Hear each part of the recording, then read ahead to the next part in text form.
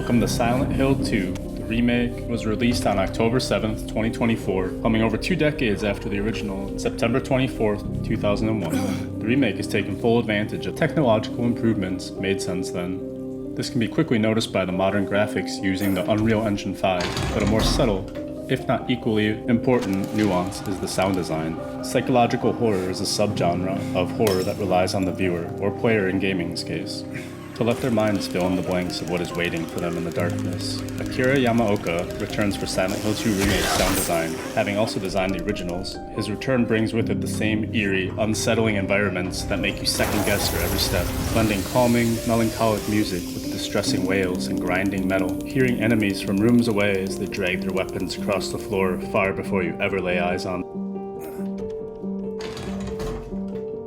The Silent Hill 2 Remake won a total of 8 awards at GameFest Game Awards this year, including Best Audio Design, Best Music, and Best Remake and Remaster, all things that helped make it the perfect horror game that came out this year. For me personally, when I played through Silent Hill 2, my first playthrough took almost 24 hours. The standard time the game could take is fast as 5 or 6.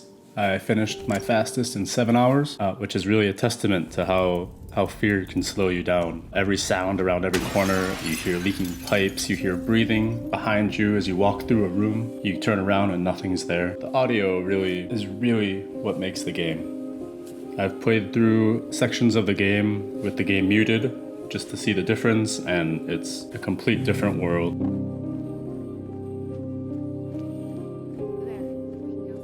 Silent Hill 2 takes advantage of binaural audio, which creates a 3-dimensional sound experience that mimics real-life hearing. You record sounds using specialized microphones placed in a dummy head, and you can position audio cues spatially, whether they come from left or right or behind you.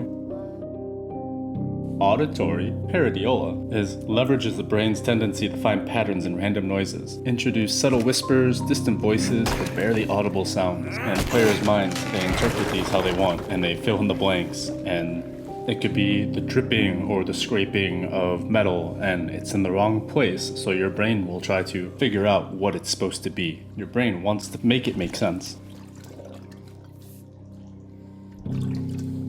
Another thing this game really takes advantage of is temporal displacement. Play with timing, delays on certain sounds and sights, footsteps that come from different spots. You can hear somebody walk past you, but there's nobody there. Subliminal messaging are audio cues. There's a specific room that you walk into in the game, and you hear this really indistinct whispering.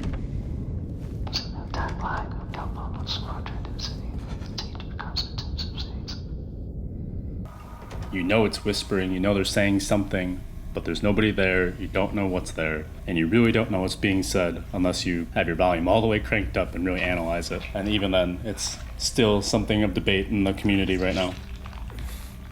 Pitch and frequency manipulation. You can alter the pitch and the frequency of things. Some everyday sound, if you crank it up really high, it will sound very foreboding and like something different. In the absence of all sound, silence is a powerful sound. Silence is a powerful tool. You can use that in the absence of sound to really immerse the player in just this emptiness before you have a very jarring, loud event. You could have, maybe you get attacked by a monster or something, but you're unsettled already because of that silence after just minutes and minutes of noise drawn out.